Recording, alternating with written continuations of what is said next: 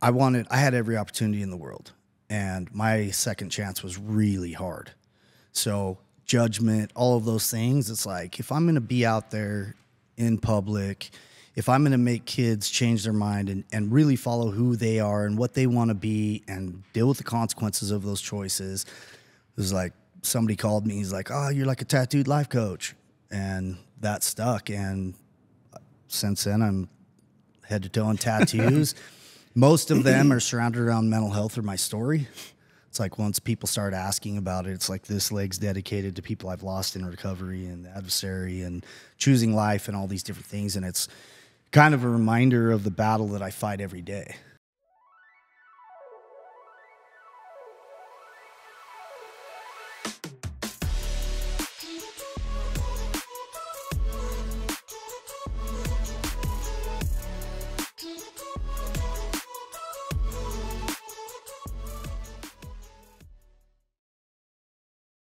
Welcome to BrainStoke. I'm Tom Telford with Preston Niederhauser. Today we are with Rob Eastman in the EF gym. Rob, what do you call this place? Like what do you refer to it as? It's a church, a community center. People find that funny and they walk in, they see the graffiti and they start reading the words, and it's just all about self. And I've had more spiritual experiences getting choked out or choking people out where it's like you have to be present. You have to come in and shed that skin of what you think or thought you could be. And for me, fitness and doing hard things has been the easiest way to teach people how to do hard things in a safe environment so that they can face life a little bit easier out there. So I've never cared about like PRs. I don't care if you want to watch your form, like that's garbage. I want you to come in here. Some days it's walking through the door. Other days you'll hit a PR, but every day, consistency for self and no comparison. Notice we don't have any mirrors on the wall. There's no time for selfies. It's like you come in here and you challenge all those demons that are waiting for you outside. You said as we walked through the doors, welcome to the chapel. Yeah. Yeah.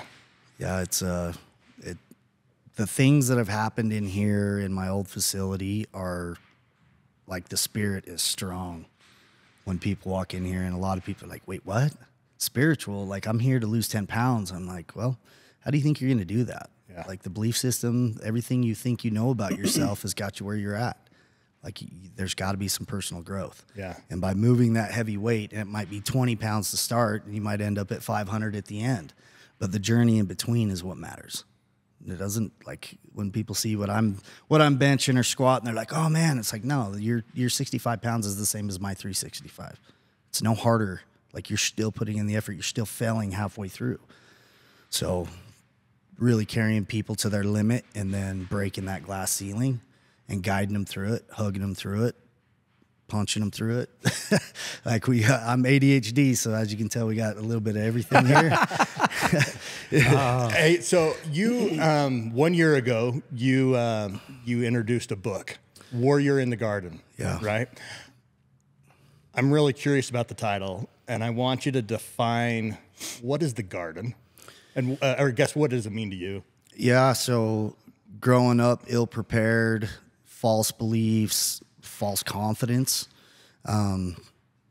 The garden is a place, this could be the garden as well, is a place where you prepare for all the things you don't want to happen in case they do happen, that you have the tools necessary.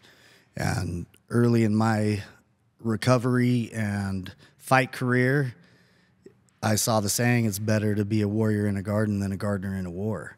And it's like, if you grew up in the 80s, probably 70s too, 70s, 80s, 90s, we all thought we were tough. But when it came time, you needed 12 homies behind you and your adrenaline was going. And it's like, once I started training on a consistent basis, it became, I was angry at the time and I just wanted to beat somebody up and not get in trouble for it. So I took a fight off of Facebook at 35 years old. Walked in the cage 3 weeks later to fight a Nebraska wrestler.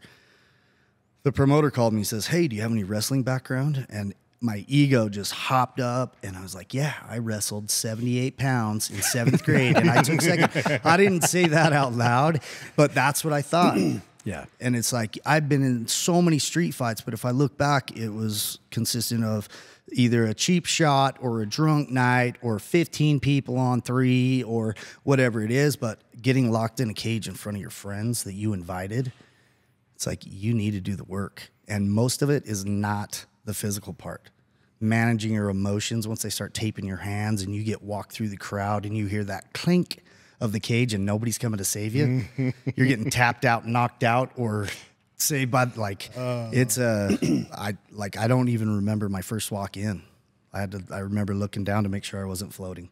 My teeth were buzzing. I was terrified, and all that false confidence went right out the window. Yeah.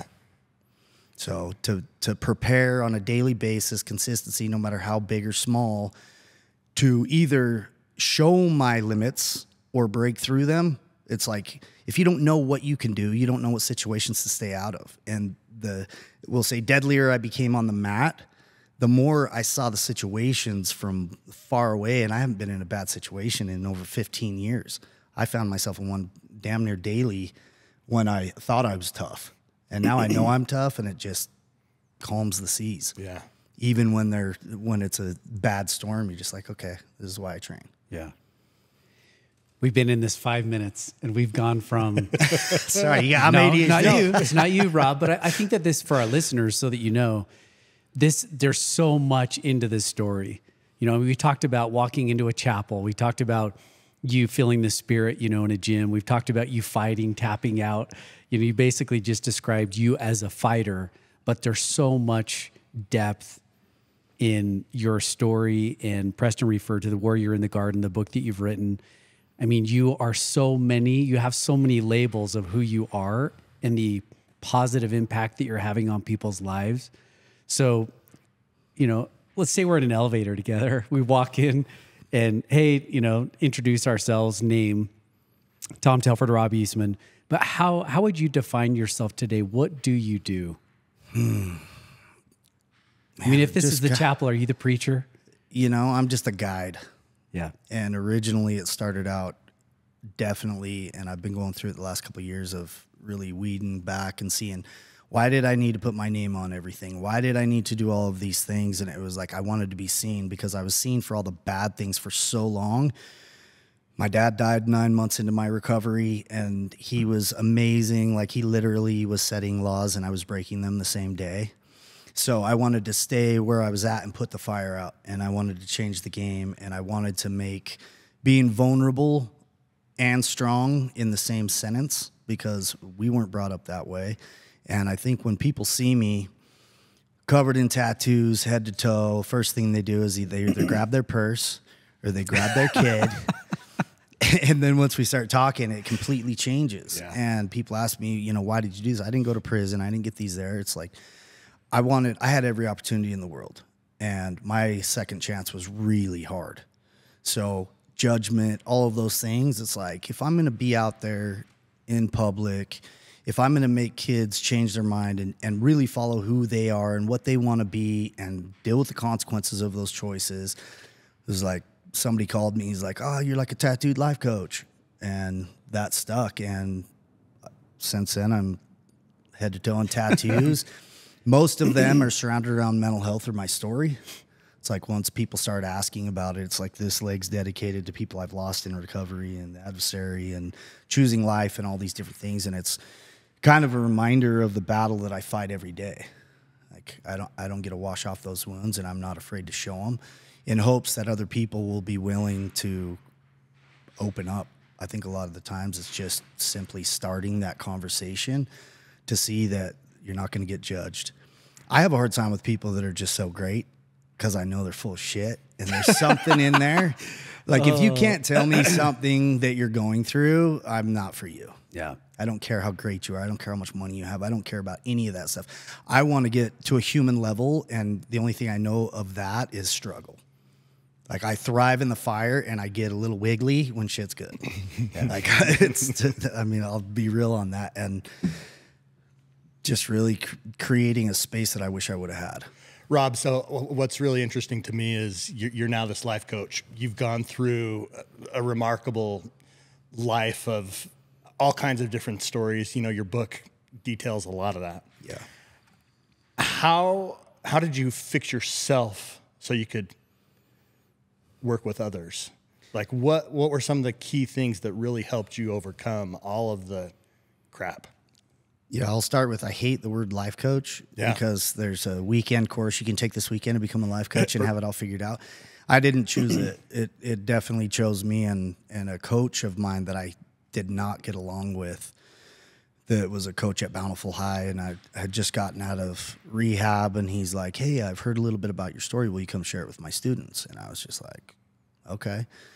And went in there and shared, and just that impact I had and connecting with the kids, because all the kids that would be hood up or not in class were the most attentive ones. They're like, okay, this dude's experienced what I've been going through. And I felt like if I can reach those kids, then that's one less black check. I might make it into heaven to see my dad again. I might make it, it was very black and white for me like that. Like I need to erase the things I did by giving back and changing somebody else's life that way. And so you were making restitution. I mean, yeah, that was like, I had. Are you still making restitution? I feel like it's something that is a curse and a blessing that I would do this whether I was homeless or a billionaire. It's not a job for me. It is what I do for some of my business, but in general, it's like if somebody came to me and was willing and needed help, and I said no because they couldn't afford something, and I read about them in the paper the next day, I would have a really, really hard time with that. Yeah. And torment might be a strong word, but through this whole journey, I've become so spatially and aware of energy and really trying to decide what's mine and what I'm feeling from the community around me has been a challenge. And I basically took all of my fails and shared that. I joke and say I have a PhD in what not to do, and it's attracted some people. Yeah. And, I've studied psychology for the last 15 years just on self-study and my own story and things like that. But I think there's so many solutions or people showing what should be done. And for those people who are in the darkness, it's just not even reachable. So until we open the conversation, like, I don't have to have my life figured out to help other people. It's like if I would have waited till I had it all figured out, we'd still be waiting. It's like every time I quit, the more I know nothing is kind of my philosophy, because every time I think I got it figured out, God's like, whoosh, back to the bottom. It's like false summit, start over. Yeah. And so I just want to be a voice in a place and a person that people that have nowhere to go, that therapy and rehab or whatever, they just don't feel comfortable, because I know I didn't. And I mean, I spent the majority of my life in a room full of people feeling more alone than ever. And now I know from going through it that I'm not alone, and there's a ton of people out there. And really, for the book, for all of the, this place is, if I were to die today, what did I leave? And at the time, it started as a podcast, then it is a book. It's like, I've got a lot of things that I've been through and experienced, and both walked hand in hand with the devil, and on the other side of that, have a very strong connection with my higher power. And I feel like that's a massive component, but you can never get to some of those things if you don't push your body and if you don't feed it the right things. It's knowledge, food, fitness. Yeah. For me, you really can't have one without the other. Mm-hmm. It's like, the self-hatred, the false beliefs, the whatever it is. And for me, going out and running a 50-miler when you hate running, you learn a lot about yourself. For sure. That's really been, me beating myself up and learning some things along the way and wanting to pay it forward. Our sponsor is Levo. It's a mental health company. I own it. I'm married to a therapist. Mental health is part of my life, right? I mean, it's our family, that we're involved in now. What's interesting is you just described this niche of a need where you're not necessarily doing therapy as a therapist. You're not necessarily doing rehab, but Preston and I have both seen that you're a gift. You have a gift, and I'm interested to talk about this gift that you have, because your journey and all of the choices from the time you were young all up until now, yes, they've been tough choices. You've had some hard accountability from them, but it's positioned you in your own suffering to help and lift other people. That unless people can, the people who may be struggling that you're helping, without you going through that, they would not trust that you could help, So talk a little bit about that. Maybe even if you don't mind going back into your own childhood and give some, a little bit of context of what was going on that, that led to those series of choices throughout your life, but lead into now the work that it's allowing you to do. Because, and again, just to reiterate for our listeners, Rob is spending time with people who, to be frank, clinicians at Levo, even therapists who, my wife's amazing, but there are certain people that these organizations can't reach the same way. Yeah. Right. And so it's hard. I mean, I think for a lot of people are like, well, you just go to the therapist or you go to this. And so I want you to talk about that too. Just the niche that you're serving. Yeah. So it started super young for me, not being able to sit still in class. So first grade, they said, if you can't control your son, we're going to hold him back. That's at the age where you just want to fit in. You don't want to be different than anybody else. And a couple things happened. Teacher made fun of me for having to take my medication. The whole class laughed. I got bullied all the time for my ears and red hair and things like that. So a lot of times I spent leaving school, going to the doctor, getting checked, going to the therapist, and then coming back and having those conversations and people looking at me like I was a weirdo. It's like, wait, you don't have to go? And so I didn't want to go. And so I waged this war of being different and ultimately shedding who I wanted to be whatever you needed me to be so that I could fit in. And then I'd get there and that didn't feel good. And I just spent my whole life acting. So I'd get home, know that I wasn't any of those things I played today, and I was exhausted. I still hate the guy in the mirror. Let's try again tomorrow. So therapy and being normal and like sitting still and just the basic, getting in trouble in church for that and not fitting the mold all the time and then getting through, like sitting when I get up and share in front of 900 to 2,500 students. Every time the principal's like, hey, we'll try and keep them quiet.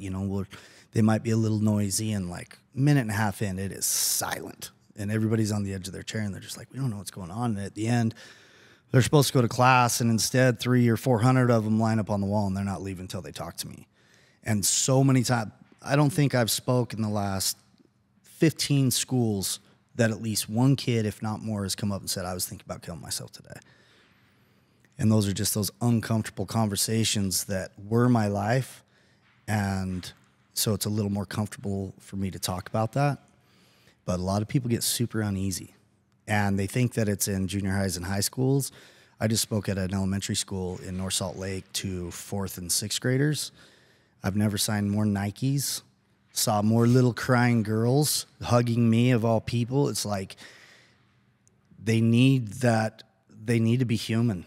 Like we try and paint this is what we should do as a parent, perfect. And it's really shutting the kids down. And so to get up and share my fails, I think that it allows people to either be like, man, he won't judge me because I haven't done anything like that. Like he's done some crazy stuff. And it's give us really, an example. So you're speaking to that 4th and 6th grader group. Man, what was the thing that they were like, their eyes got big, they sat on the edge of their chairs and they're like, wow, I've never heard an adult say this stuff before? Yeah, usually when I'm talking about getting bullied on the playground and things like that, they perk up. But then when I talk about wanting to end my life and not fitting in and what they perceive as cool, to know that there's a tender heart underneath all of that. I acted tough to keep people out so that they wouldn't bully me, but all I wanted was a hug. And as a boy, we don't talk about that stuff. Yeah. You don't cry on the playground. And to see them like looking around like, wait, we can cry, it's, and I don't know. It's a connection with youth that I don't know how to explain it, but they just gravitate.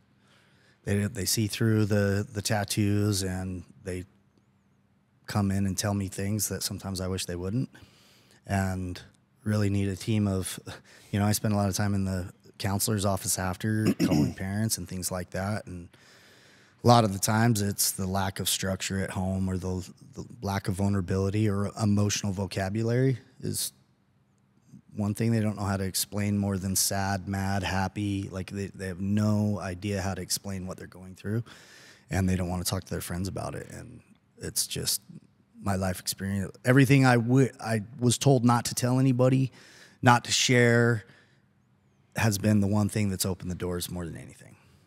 It's like, it's real easy to find out who's there for you and who's there judging you. Just share your real story. Yeah. You'll find out real quick who your friends are. And it's, the book #1 in 4 countries. And as that feels bad, but it feels great to know that it's not just my little community. The world is going through it, and you may connect and save somebody's life in another country that you don't even speak their language. And being the best version of yourself. One of my favorite speakers, he says, you'll never be the best copycat, so you might as well be yourself. And that really hit me. And so he also said, he's like, when you're good, you got to dress up. When you're great, you can wear whatever you want. So ever since that day, I wear a flat brim hat and a T-shirt because I feel like maybe I have PTSD attached to dressing up for church. Yeah. It's like I get hot and sweaty. I don't know what it is, like flu symptoms. So I'm like, nah, I'm just going to go with the T-shirt.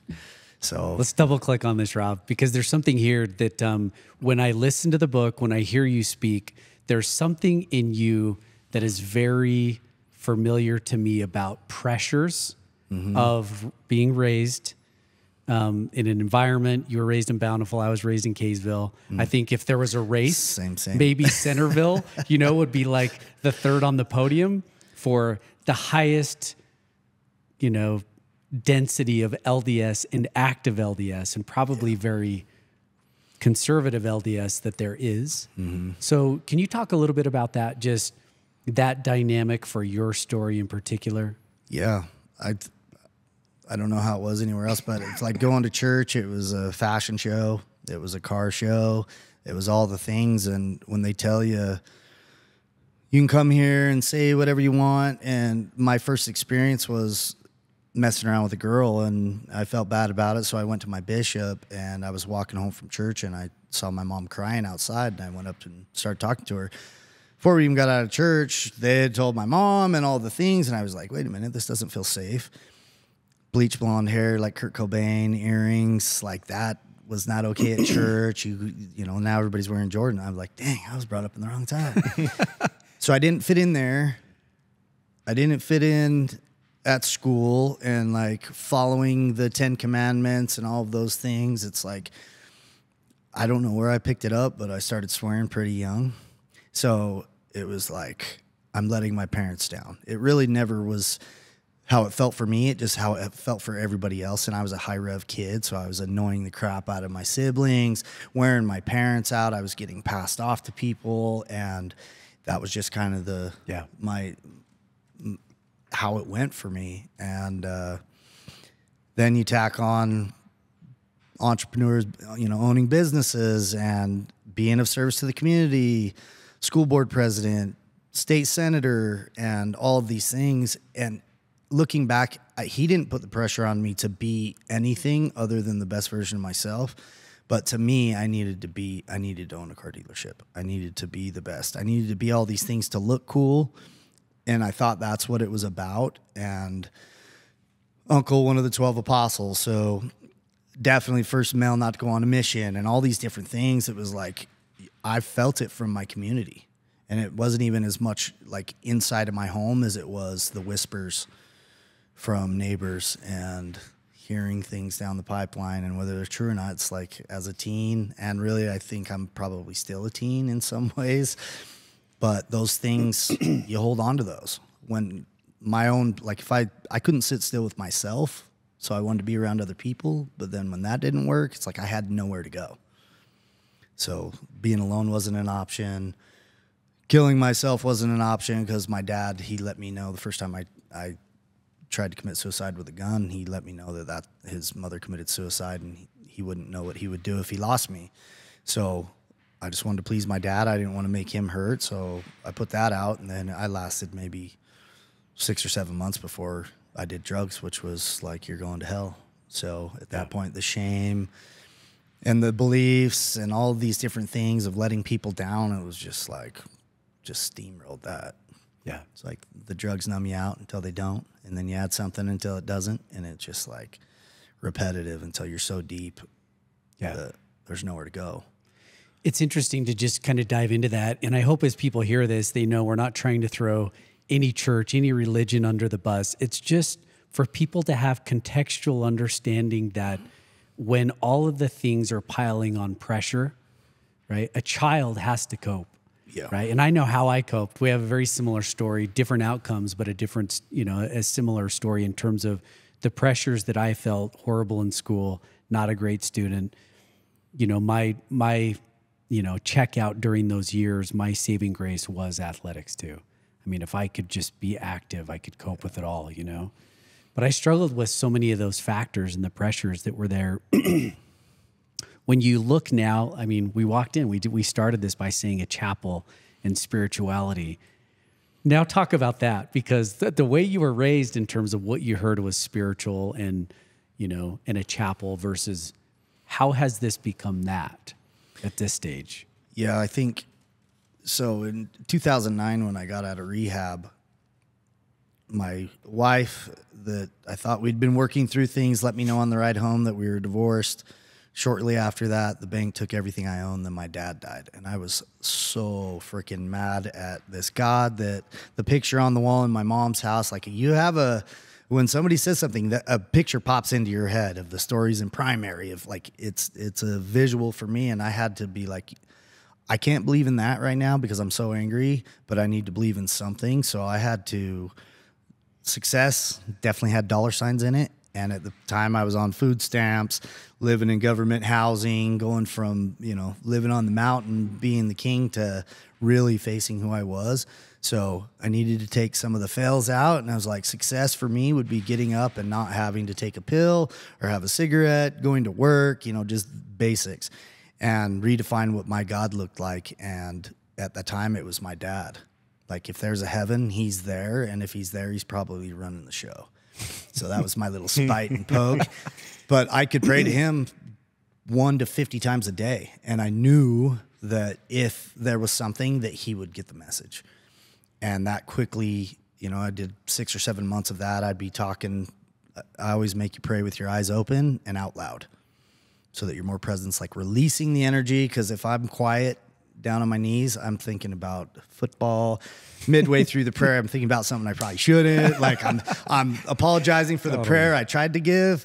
So doing it out loud, and that became, I remember just thinking like, if this God loves you infinitely more than your worldly parents, like I'm pretty loved. And to me, it just became a community of all the people I've loved and lost that are up there fighting for me and people like me. And so that became pretty easy. When I dropped like religion, it's amazing if it works for you. I don't care what it is. If it makes you a better human, I support you. That's it. I went to school in Israel. They've got some pretty wild belief systems over there, but their whole, everything shuts down for a day and they're praying. Like, we're going to blow the bus up tomorrow. Like, just wait. We're going to go over here and pray at the Wailing Wall. And it's like, the dedication for people, and I don't care if it's yoga, fitness, sitting in nature, going to church. I personally never felt many spiritual experiences inside of a church building, but almost every single time I'm in the mountains, I have a moment where everything's perfect, where things come into perspective, where I'm looking down at that city that drives me crazy, that makes me feel like crap, and yet it looks so beautiful from up there. A stream, a bird chirp, it doesn't matter. When you can be present and be grateful at any moment, that's what it is for me. In 2009, when all of these things happen, you get out of rehab, you get divorced, your dad passes away. All that happens like within 6 months. Mm. Part of your story is you quit cold turkey, but I don't think it was that easy. No, it's like, people think when their kid or the husband or whoever gets out of rehab that they're cured. It's like, no, this is when the work starts. Yeah. Because now I don't have anything to numb out with. I'm going to have some bad days and really they say living life on life's terms, but that is constantly changing. I think every decade I shed 1 to 5 layers of who I thought I was and where I was supposed to be.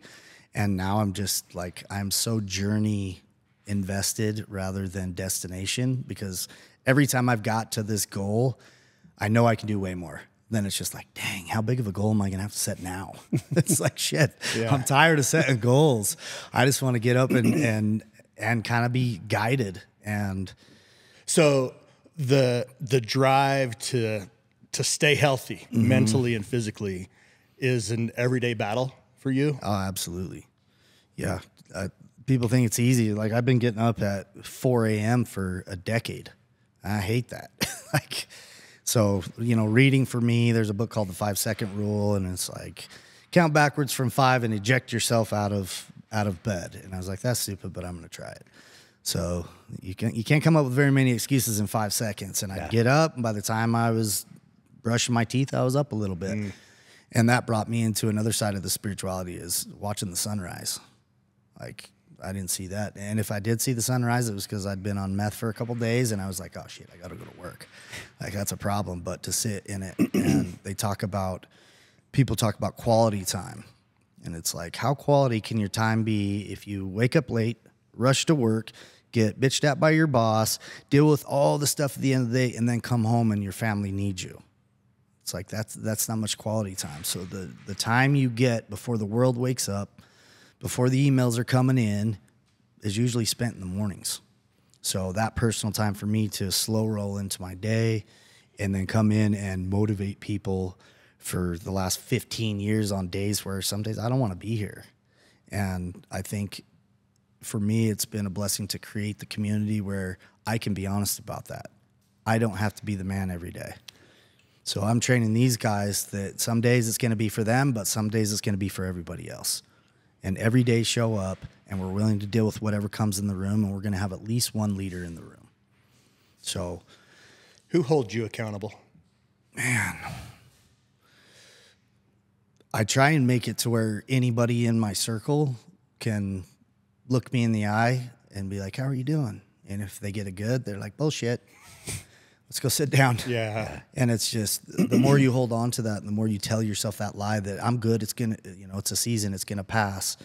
It's just getting deeper, and it may pass, but it's still there. So we try and do the weeding from the root and not from the top, and come in and just be human. And I don't know if you guys know the story of my wife. We got married a year ago on the 10th. And I'd been in the schools for 15 years working with youth and suicide prevention and all of these things, and had been dating and things like that. And frankly, I'm a lover, man.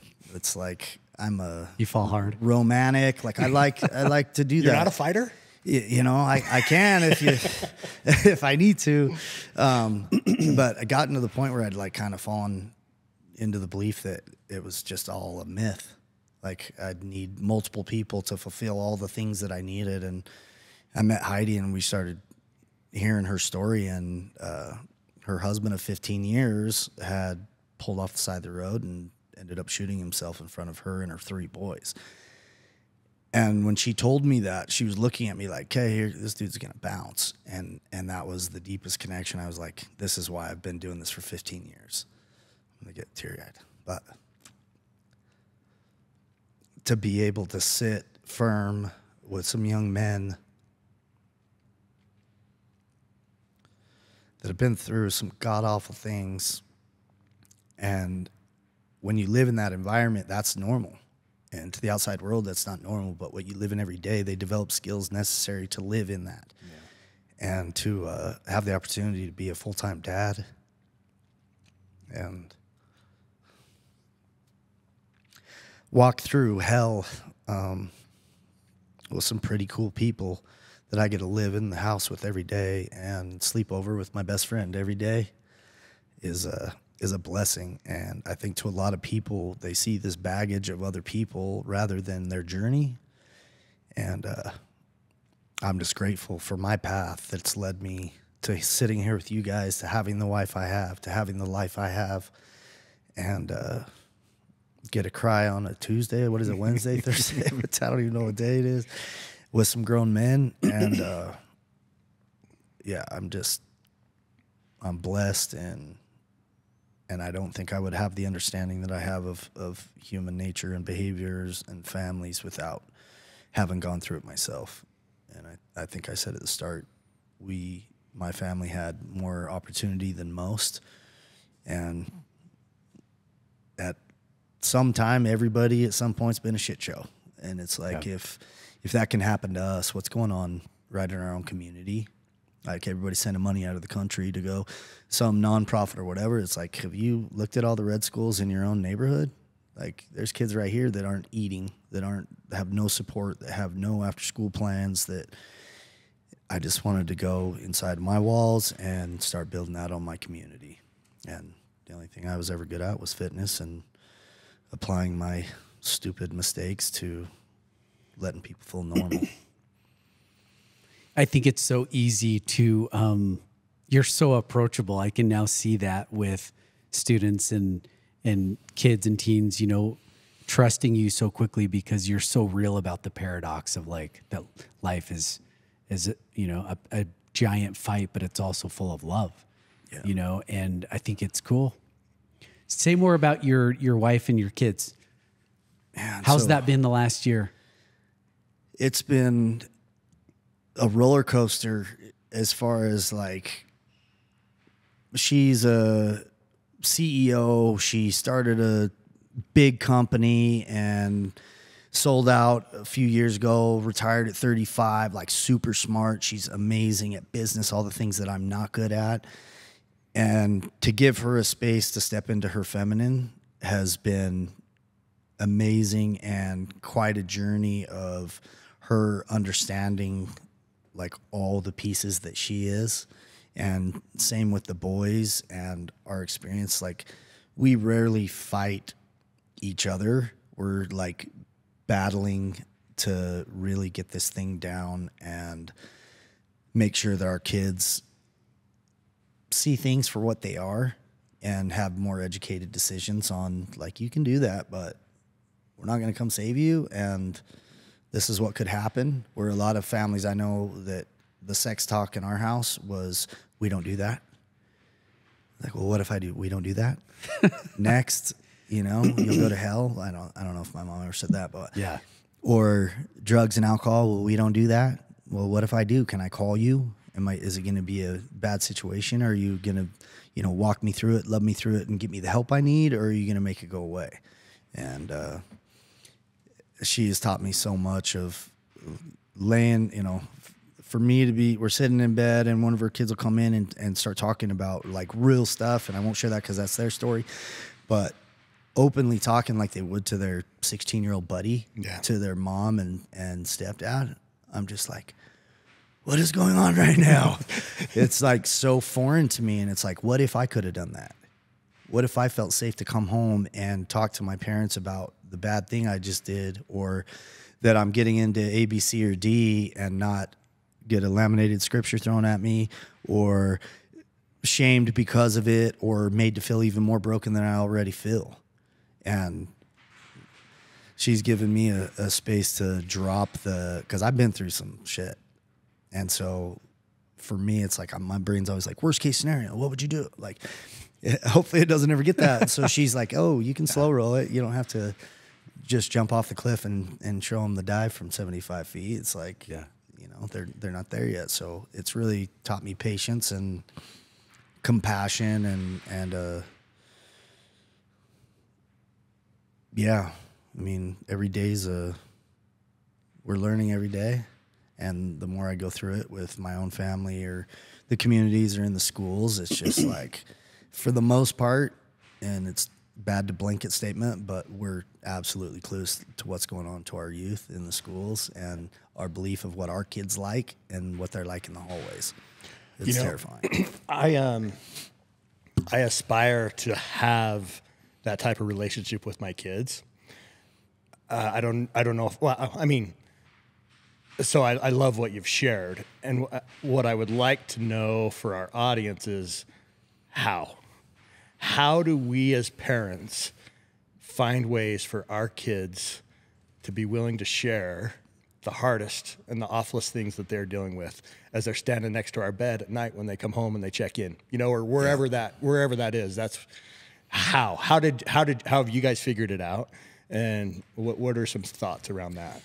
You know, her whole family, they're just like super open. And, you know, she got pregnant at 19 and she made the phone call. And the first thing out of her parents' mouth is, okay, how can we help? And I'm just like, what? Like I would have got shamed to death. We would have had to get married within 24 hours and let nobody know that it was a shotgun wedding. Like, and so just sitting back and having, we live in a circle, like 5 houses down is her mom, sisters next to that, brothers next to that. And it's, they just care and it's not a big deal. Like we know we're going to fail. And in my head, it's always like, well, I told you so. Like I still struggle with it. It's like, I told you this would happen, but how did I learn any of my stuff? Yeah. Is it lack of judgment? I mean, yeah, I think that's one of the components, but I still try to figure it out. And I think a big part of it is you breaking the ice and sharing an experience that you had of when maybe you did something you shouldn't have and the fear of what your parents might think and that you're working on it, but you really want to be that landing space. Like I have to prep myself, go in the bathroom for a minute and breathe and not turn into what I hated most about my parents and be a guide. Like it's not, we don't dictate till they're 18 and then send them off to the wild. Like I want to make sure that they're way better than I ever was. And part of that is being willing to be open and not get damned for it. What's interesting, Rob, is that because of your journey, you've had to be vulnerable for you to heal and to get through addiction and recover, right? To get back to life. And so you've had to be very transparent and vulnerable with, you know, the quote mistakes of your life.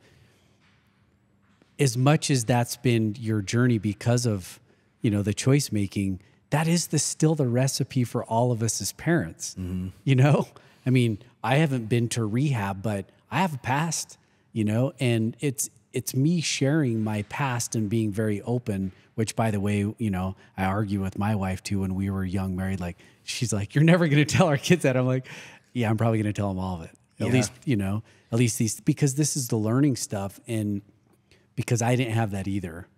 I didn't necessarily get to hear a lot of my parents' humanness. I know that they were incredible parents, but double click on this because you see it in the schools when you're speaking. You hear it when kids, you know, are coming up to you afterwards. You're seeing it, you know, modeled from your wife to, you know, the boys in your home. How important is vulnerability from the parent to the child modeling, I'm not perfect? Yeah, I think it's probably number one or number two. Like if you can't be human, nobody's going to come up to you and tell you about them struggling. It's like if I don't have the answers to a lot of stuff, and I tell my kids and my wife, like, you need to tell me right off the bat if I'm just a sounding board or if you want me to pipe in, because I need to shut it down if not, because it's hard, you know, and it's much easier for me to sit with students of a school and show compassion and things like that than it is my own kids. Because I want to protect them, but I got to remember that protection is different than preparing. And a lot of us overprotect our kids for too long, and then they don't have the skills. They're not the gardener in the war to step into the real world. And then you have a kid from 18 to, for my parents' sake, probably close to 35. You know, I was still like, hey, I can't make rent. And they're like, this is the last time. And I'm like, yeah, till next time. It's like, so I think just sharing your, if you have take it to the graves, if you have, you know, all these deep, dark secrets, they need to come out. And if you can't be real in your own home, what are you doing? Like, practice what you preach. Like if you're going to church, if you're going to whatever, it's like compassion, forgiveness, faith. Like, how can you do that? And for me, it's sharing my own fails and what I wish I would have done. And they're going to make their decision regardless. Yeah. It's like, you can't go to the party tonight. They're like, okay, window open. Whew. Like I want to know where they're at and that they can trust me enough to call me. And I think a really hard part for me has been I've got a 15-year-old daughter, and I don't know if you've seen Den of Thieves, the movie, where he takes the date back in the back room and he's got all his homies and wife beaters staring this kid down. And he's like, up until this point, my daughter's safety has been mine. Now I got to turn it over to you. And I would hate for your mama to have to wheel you around the rest of your life. And in my head, that was me. Like I was going to terrify, like nobody's going to mess with my daughter. Mm-hmm. But if I act like that, do you think my daughter's going to feel safe enough to come to talk to me if something did happen? And it's like I'm having to have monthly conversations with her. Like, I don't know what I'm doing. I need you to teach me along the way. What's it going to take for you to be open and honest and vulnerable with me so that I can be a better father?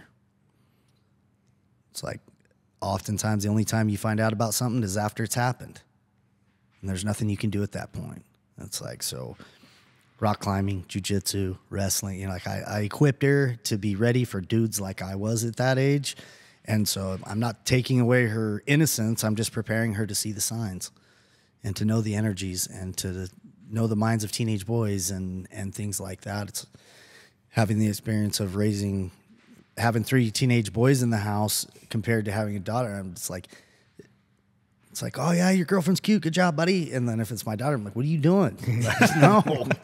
And that's a real thing. And maybe I'm unique to me, but I don't think so. But I think really being vulnerable in the home and more of a spirit of the law than letter of the law on a lot of things. Was that like an aha moment when you you joined this blended family, your wife and her 3 boys, and you started to witness how she interacted with them and how they were really open with her? Yeah. Was that when you discovered, oh my gosh, there's a better way? Yeah. Or was it before? It was more of like a shot in the chest. Like, aha doesn't do it. I was just like looking at her, looking at him like, no, what are we doing here? And just kind of sat back and I was at a place where I was just getting into the family. I needed to see what I could do. You're the new guy. I need to build trust and I need to build all those things. And it was just so effortless for her and her boys. And I'm just like, this is the recipe, but I don't know what it is. It's like, you have to be to a place where you feel comfortable enough to just know things are going to happen and that you're going to be there, and that I think it affects us as parents more than it does like we take it personal, like we failed. I know that was a big one for my dad before he passed. I said, sitting next to him on the couch, I'm like, Dad, why didn't you ever let me fail? And he paused and he's like, because I saw your fails as my fails. And it was like the first time that we could be like, oh, okay. Like I can totally see that now as a father. And it's just not our journey. Yeah. We get to be a part of it, but it's not ours. It's theirs. And the more we can help them paint that picture and guide them through the dark places and listen to the happy places, it's like, I think that's what family is. And for me, family isn't always blood. It's people that can connect and trust and willingness and growth and all the things on the good and the bad days. And I just, like I said before, I'm learning every single day. I'm a student of life and I get amazed. I mean, I've been doing this for a long time, 15 years of like front lines, boots on ground with teens and families in extreme situations. And it's just like, the amount of beauty that's come from a lot of those situations is the colors get brighter and brighter and brighter. And what's the common threads of the train wrecks and the beauty? I think there's like the high demand of, I think a lot of parents put expectations on their kids to be what they couldn't be, whether that be a great athlete or a 4.0 student or putting a price tag on, going to college or whatever, and the kid's whole life, they don't care about that. They're chasing a carrot to please you, but the one they want to do is over here. And instead of helping them get there, I think everybody's overworked. A lot of families, they're either divorced parents or there's 2 to 4 parents and there's 5 different ideas, and nobody can get on the same page and get the kid the support they need. They may not have the financials to get them into club sports or art or dance or whatever it is. I think there's a huge piece being missed at utilizing your community when you're spent. And we talked a little bit before the podcast that some parents suck at the parenting part. Like, they make great money, and that's okay. Some people don't want to be a stay-at-home mother. They want to do their thing, and so they're angry and resentful, and they take it out on the kids, and it's a bad relationship. Like, see where you suck. You don't have to wear every single hat. You don't have to be the coach, the parent, the tutor, all the things, and allow them to have experiences with people around them to teach them how to build connection and to utilize the resources we have. It's like, not everything costs money, and like I said, if you share openly at church or at a community event, you're going to find some people who have been through exactly what you need help with at home. So I'm big on coaching other people's kids, my kids being coached by other people, so that they can learn respect and camaraderie and all the different things that come from somebody else's perspective. Like, we've planted the seed on how we see things, but my wife always likes to tell me there's a million ways to the top of the mountain. Like, it doesn't have to be my way, and the kids will learn along the way. So that's some of the, you described a little bit of some of the challenges in what, I don't know, what the smoothie is, for some of the train wrecks there. When you reference beauty, is that tied to a breakthrough in connection, parent to child? Is it relationally? That's where the beauty comes in, is the relationship changes? Yeah. That's what I'll be sitting in my office with a crying mother, a mad dad, and a tuned out teenager. And one of the first things, this can be an awful experience, or this can be the most amazing experience your family will ever go through. But everybody has to do some work. It's not the kid, and it's not necessarily the parent. Like, everybody has to keep growing. And the biggest, like I said before, I don't work with just the kid. If the parents aren't willing to do some work, I can't help, because I spent so much time working with youth to have them go back during summer and come back where we started, or even worse, because they don't have the support at home and they didn't have the resources necessary. And sometimes there's a lot of parents that don't believe in mental health. They think it's an attitude. They can just put a smile on your face, whatever. So they can't go to their parents in their home, and most likely they're talking to somebody their same age, going through the same stuff. They connect that way, but there's no solutions. So it just gets even darker.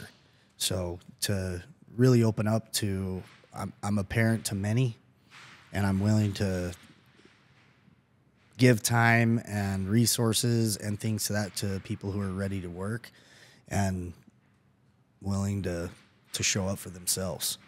So I think there's family unit in general, I think is pretty broken of what roles are, what makes you look like a good parent or a bad parent, and we really need to shed that skin. Like, people wait till it's a crisis. Like, yeah, I used to get some in-betweeners, but now it seems like anybody I talk to, they need to go to the hospital, then to rehab, then I can work with them because they've waited so long. As we sit here in your gym, it's been really stuck on my mind, the name of your gym, and the word empower fitness. How do we empower the relationships with our kids? And I guess for the good. That's what I'm trying to figure out, is what can we do to empower our teens or our youth to be confident in who they are and be okay with all of the challenges and the junk that they see every day. Yeah. I think there's a couple pieces to that. Is one, you need to look in the mirror and solve yourself. Anything that you're projecting into the household, that lack of confidence, or you've done this, or whatever it is. As a parent? Okay. Like, if all they're hearing is words and it's not backed by action, it doesn't work. 90% of the time it doesn't work. But then so many people will be like, oh, well, we'll try it for a week. And it's like, get your kid to commit to themselves for 30 days. I don't care if it's karate, jiu-jitsu, lifting, ballet, singing lessons, whatever it is, make them commit to that.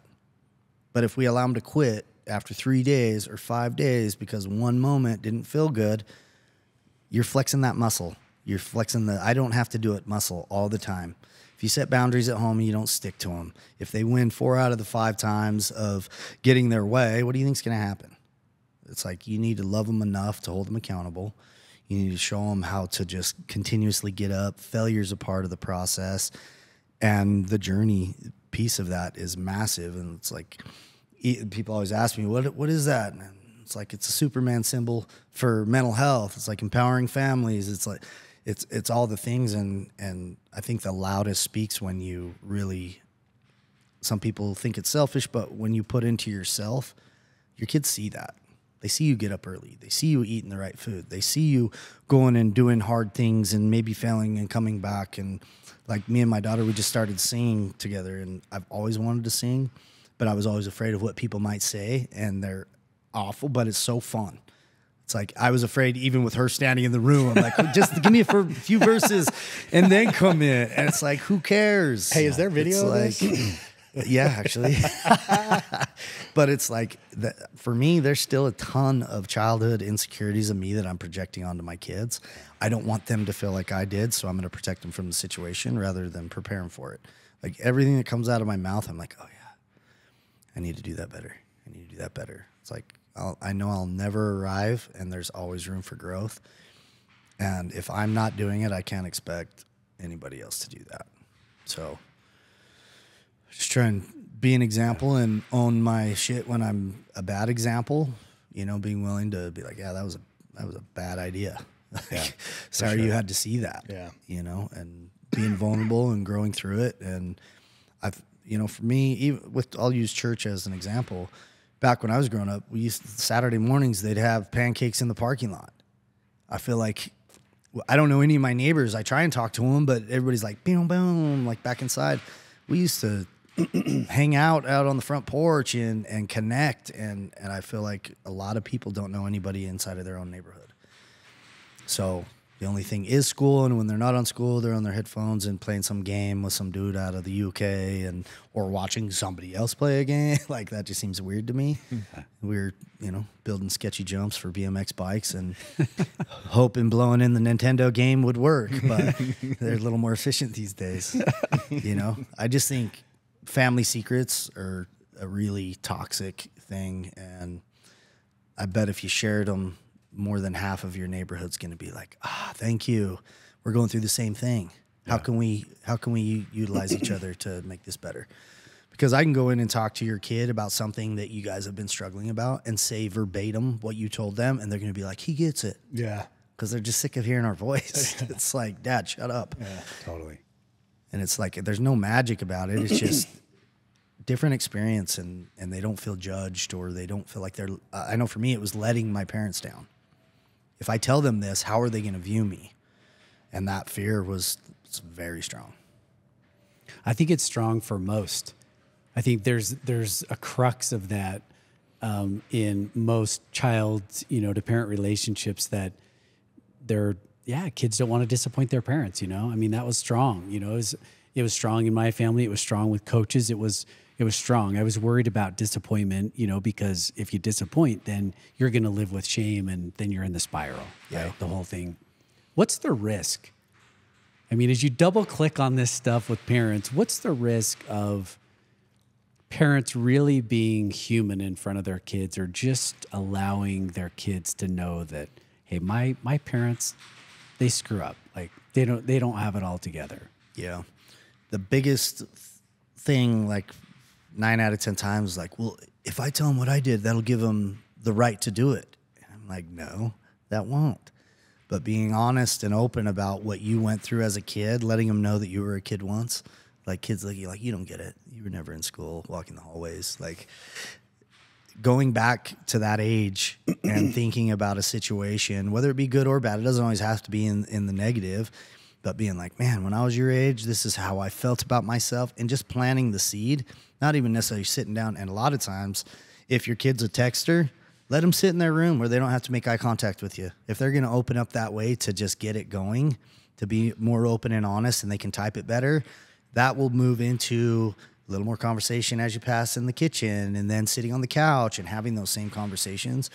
I think people try and peel the Band-Aid off and want to be knee to knee and do all the things. And we're growing up I say growing up, I'm still growing up in a different time. Yeah. You know, and they're experiencing so much data nonstop, whether they're listening to music or they're on a game or they're scrolling. That's inputting in the brain. Then they get off of it. They can't sleep. They get anxiety. Like, you got to set some barriers and kind of understand what that might feel like, I think is a big one. But the fear is I think even now for me is like, I still have a little 5-year-old in me that wants to impress people.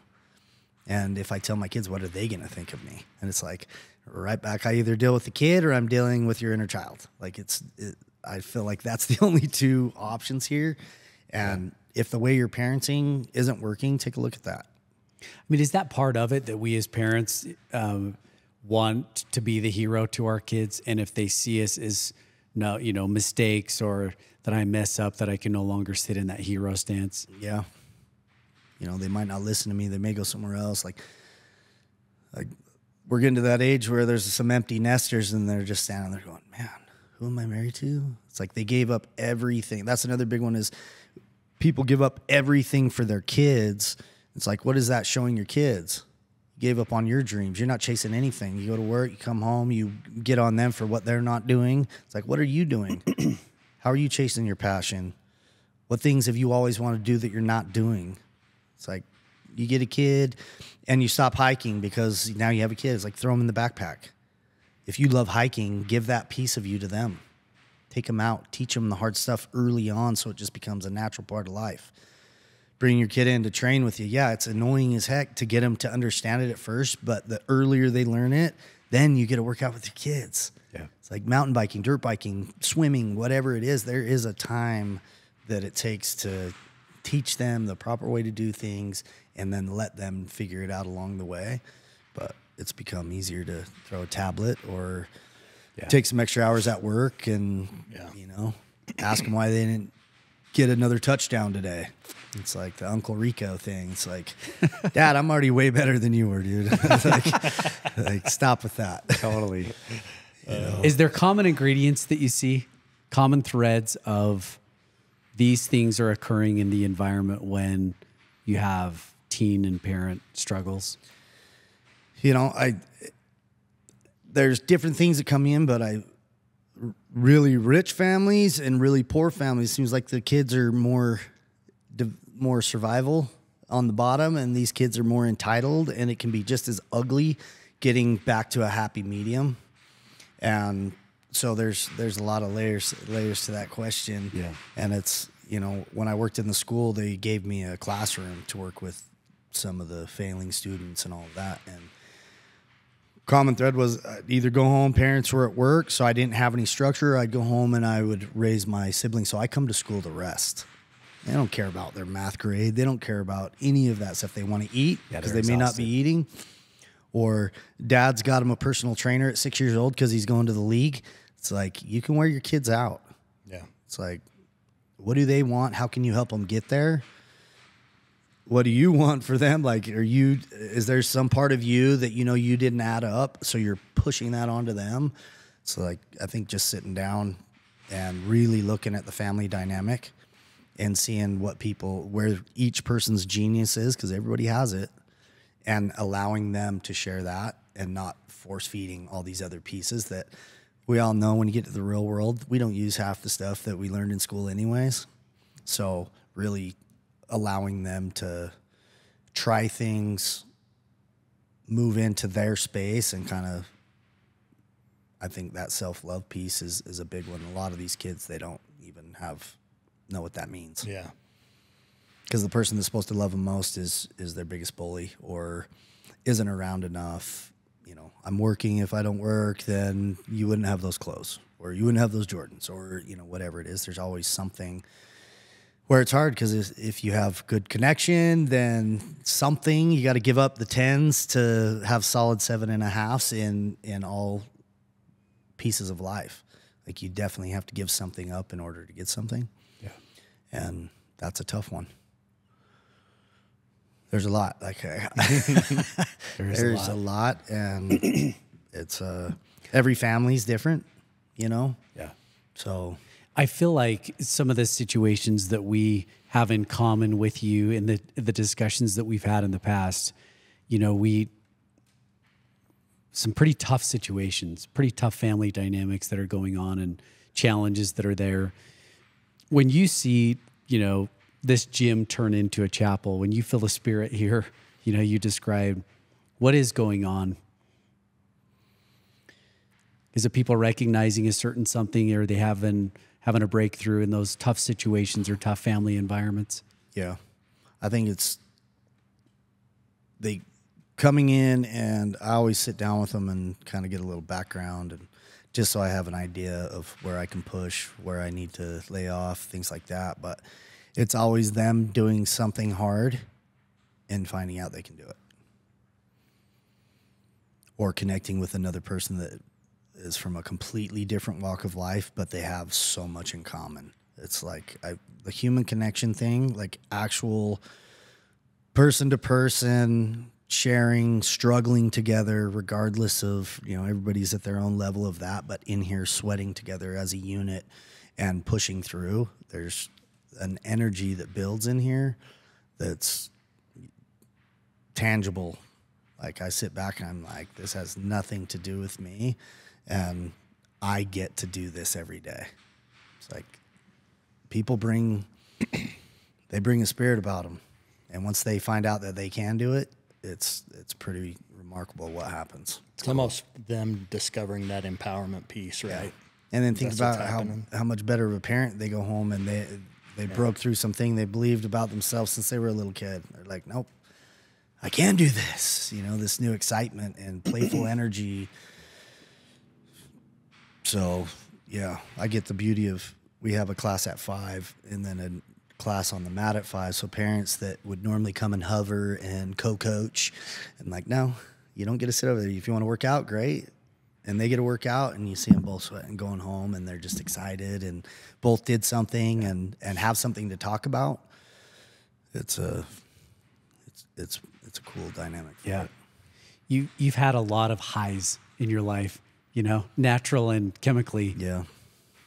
To you, what is the greatest high? I think that self-discovery, like connecting with myself, and whether you call it a higher power, I feel like I have a ton of warriors up there battling for me, some that I've never met, but that I feel. And every time I set a glass ceiling on myself of like, no, I can't do that. But if I ever start to work towards that, within a couple weeks, I'm way past it. It's like, so I know the scary part is setting the goals because I know I can hit them. And that part, it's like fear of failure, fear of success. Like, I have a little bit of both, and getting to experience that and share it, I think is the best. Like, we don't get to take anything. I'm not a big things person. I'm an experience person, and getting to experience my own, but then also those around me, it's a high for sure. It's cool. Why to you is there a physical and mental health connection or a spiritual connection? Why it almost feels like, in speaking with you in the gym and everything that you've done, that the way to channel the high or a spiritual experience is through a physical exertion. Why that?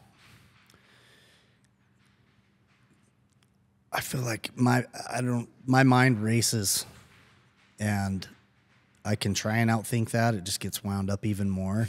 But if I go out and do a sprint mile or something to where all I can focus on is getting oxygen, then my mind slows down.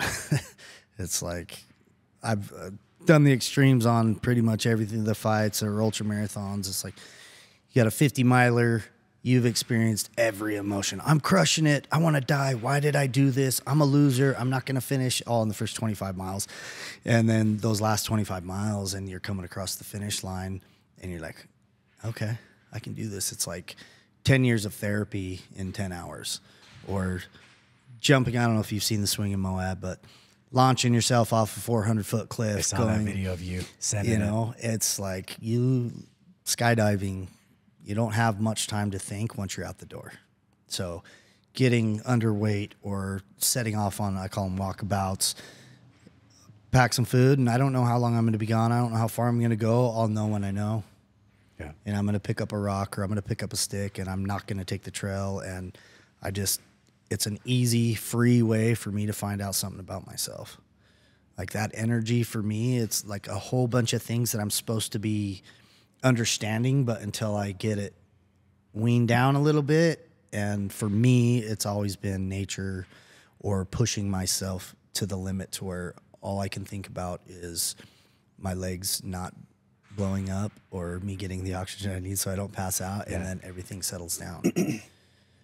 You mentioned the slowing of the mind. When the body's moving intensely or exhausted, the mind slows. Is that the battle? Is that the fight inside you? Yeah. That you're trying to slow the mind? I mean, you talked about ADHD, but is it more than the ADHD in the sense that it's expectations, it's pressure, it's... Yeah.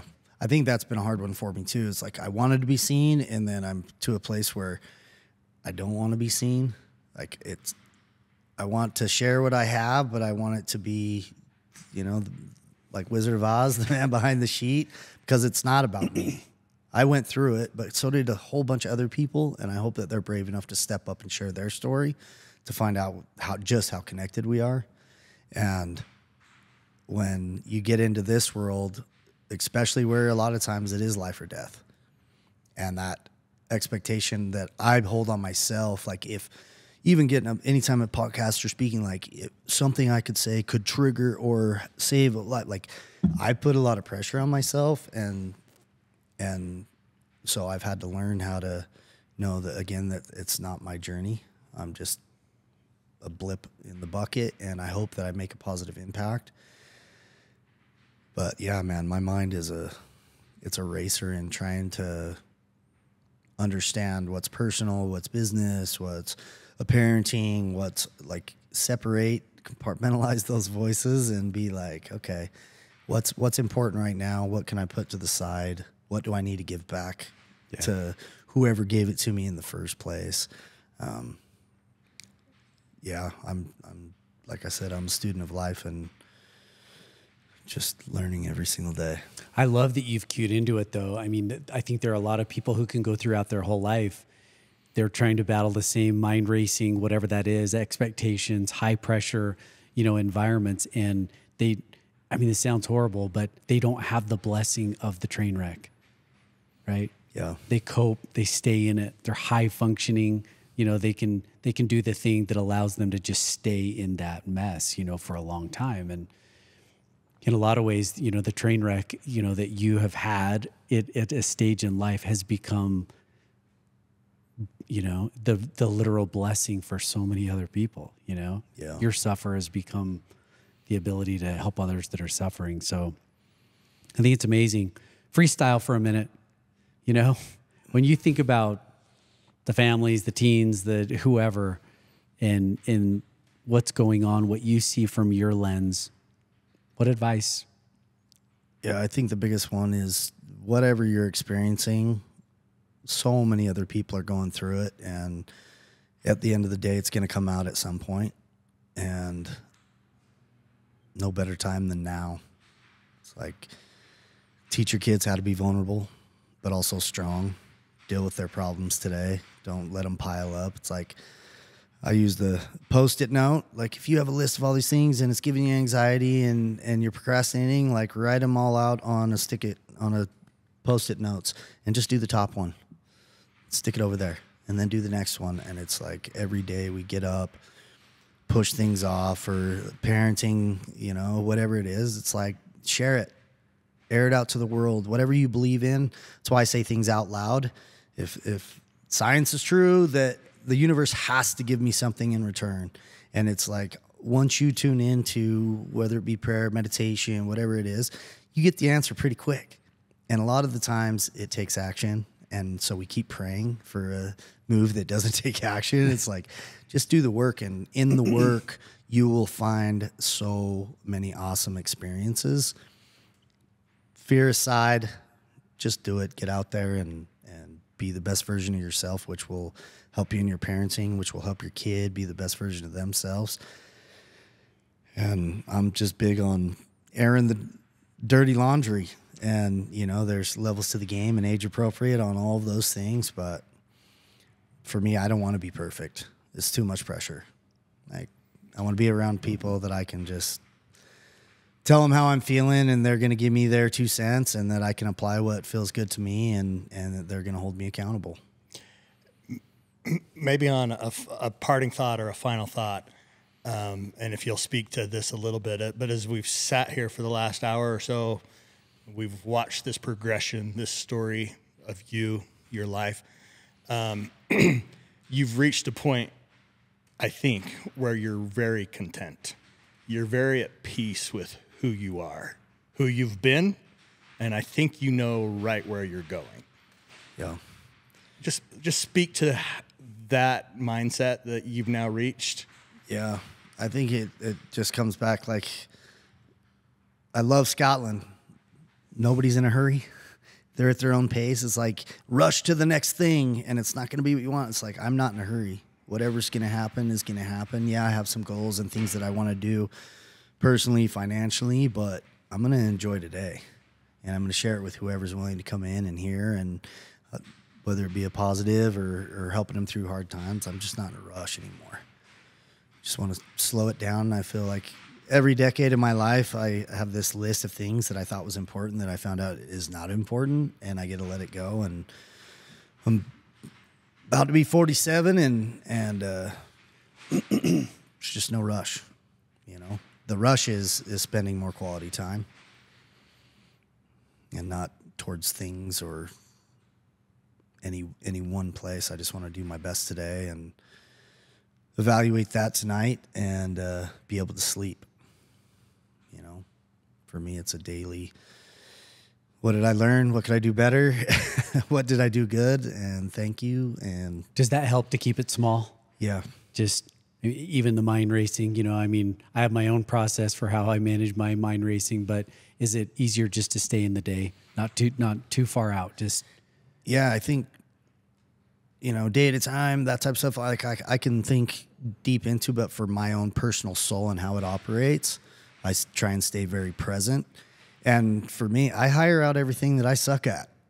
Like, I'm going to do what I do well. I'm going to do what I love. And I'm going to have people in my corner that can do the other things better than I can. And for a long time, I needed to be the man. I needed to be the CEO, the president, all the different things. It's just not important. Yeah. You know, at the end of the day, if my kids hate me, then I'm doing something wrong. Then I hate me. Then that goes into my business. And it's just like, there's collateral damage and there's collateral beauty. And you got to decide which one you're shooting for. you've been on plenty of podcasts. You obviously have a book. Is there anything you'd like to say to Heidi Boy's daughter? Yeah, man, I love you guys so much. Sophie, you've taught me more than I could have ever imagined. Just being a father to a daughter and having to adapt to those things, and the journey we've been on has been amazing. And then to be able to be married, like, I always thought that was the dumbest thing. Like, nobody's best friends with their wife, and it's like, now I get to experience that. And I'm like, okay, this is what it feels like. Like, I don't need a vacation from home. I look forward to going home. And our boys, they teach me. My daughter, she follows the rules. She's a good student, all that stuff. And our oldest boy is the same, and our youngest boy's a sweetheart. And then I thought I was clearing my middle boy, Cole. He's a perfect version of me, way more respectful. But I'm like, okay, here we go. I hear you. So we've been able to develop a really cool relationship, coaching, different things like that. And they just keep me on my toes and let me really know what's important and what's not. Cool. So blessed. Thanks for your time today. Yeah, thank you guys for coming How out. do people find you online, on social media? Yeah, so I do most of my stuff on Instagram, and it's Tattooed Life Coach #8, and then just Rob Eastman on Facebook, and then Empower Fitness. You can Google that. We're on social media there, and really just a community where you're ready to face your fears and chomp away at those false beliefs that have held you back forever. You know, if you want to do a show or whatever, go somewhere else. Like we want community, and we want connection, and we want people who are in here, mind, body, and soul. I think that's a big thing that is not incorporated into the fitness world is the connection to your soul and to really shedding the skin and becoming better. So we love it.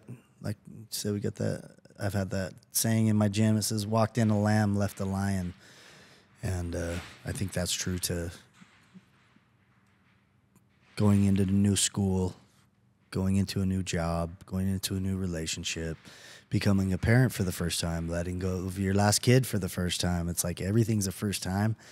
And kids need to know that parents are just big kids trying to still figure it out. And we've been through it, and we're going through it. That is so true. Just more compassion. And yeah, so we're in West Jordan.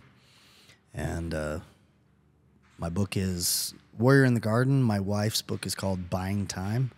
It's kind of a youth financial literacy, but also the importance of mental health along the way. You can have it all and have nothing, or you can be wealthy and have the best of both worlds. Yeah. Does that book tell Heidi's story? Yeah.